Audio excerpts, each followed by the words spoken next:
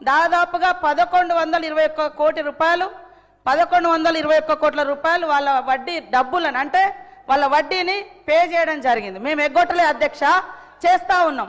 ఎందుకు ఇంత లేడీస్ అంటే మీకు అంత వ్యతిరేకం? అరే ఒక లక్ష్యం పెట్టుకున్నాము, ఆ లక్ష్యాన్ని ఆ సంకల్పాన్ని రీచ్ కావాలనుకుంటున్నాము.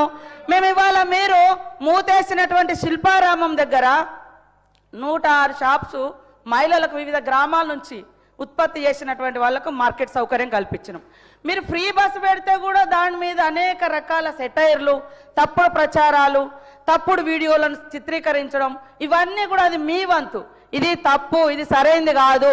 తరతరాల అణిచివేత నుంచి ఆత్మగౌరవంతో, అస్తిత్వంతో, ఆత్మవిశ్వాసంతో ముందుకొస్తున్నటువంటి ఆడవాళ్ళ వెంట సపోర్టుగా ఉండండి, సహకరించండి. అది నిర్ణయాధికారంలో కావచ్చు, కుటుంబ అధికారంలో కావచ్చు, రాజకీయ అధికారంలో కావచ్చు. నేను చెప్తాను అధ్యక్ష, ఒక ఉదాహరణ. మొన్న మా దగ్గర మేడారం అయింది. మేము వాళ్ళకు 6 కోట్ల రూపాయలతోటి 565 మందికి షాప్స్ పెట్టించినాం. మొత్తం వాళ్ళు with in few days, just 10 days నుంచి 15 డేస్లో 3,33 లక్షల రూపాయలు అదనంగా వాళ్ళు సంపాదించుకోవడం జరిగింది. టోటల్ వాళ్ళ ఇన్కమ్ ఎంత అంటే మేము 6 కోట్లు పెడితే 9,33 లక్షల రూపాయలు వాళ్ళకి ఇన్కమ్ వచ్చింది అధ్యక్ష. ఒక అక్క రోడ్డు మీద మేడారం పోయే వాళ్ళకు ఒక 50,000 ఇస్తామే టీ కొట్టు పెట్టుకుంది. ఆమె రోజుకు 5,000 సంపాదిస్తుంది.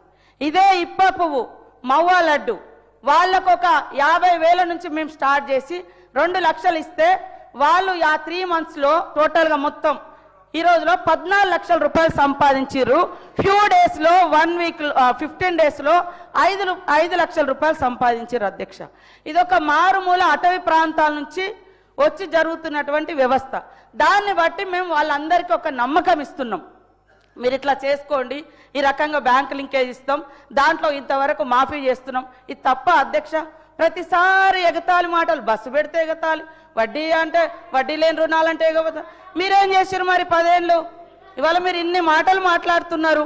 అది కేటీఆర్ గారు మీరు మాట్లాడినవన్నీ ఒక్కసారి మిమ్మల్ని మీరు ఆత్మ పరిశీలన చేసుకోండి. మీరు 10 ఏళ్లలో ఎన్ని ఇళ్ళు ఇచ్చారు?